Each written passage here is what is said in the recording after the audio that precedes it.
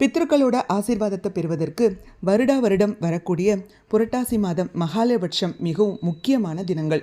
இந்த 15 நாட்களில் தர்ப்பணம் செய்யும் பொழுது நாம் முக்கியமாக கவனிக்க வேண்டிய விஷயங்கள். தர்ப்பணம் செய்யும் நபர் தர்ப்பணம் செய்யும் முன்பாக அந்த மாதத்தில் மற்ற இடங்களில் நடைபெறும் எந்த ஒரு பூஜைகளிலும் ஹோமங்களிலும் ஆலய நிகழ்ச்சிகளிலும் தனது பெயர் சொல்லி சங்கல்பம் செய்து கொள்ளக்கூடாது.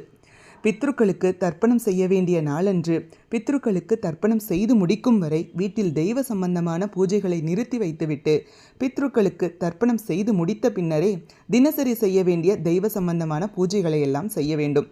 சூரியனும் சந்திரனும் ஒன்றாக இணைந்திருக்கும் நாளான அமாவாசை அன்று பித்ருக்களுக்கு பசியும் தாகமும் அதிகமாக ஏற்படும். ஆதலால் பித்ருக்களுக்கு தர்ப்பணம் செய்து அவர்களுக்கு எள் கலந்த தண்ணீரை கண்டிப்பாக தர வேண்டும்.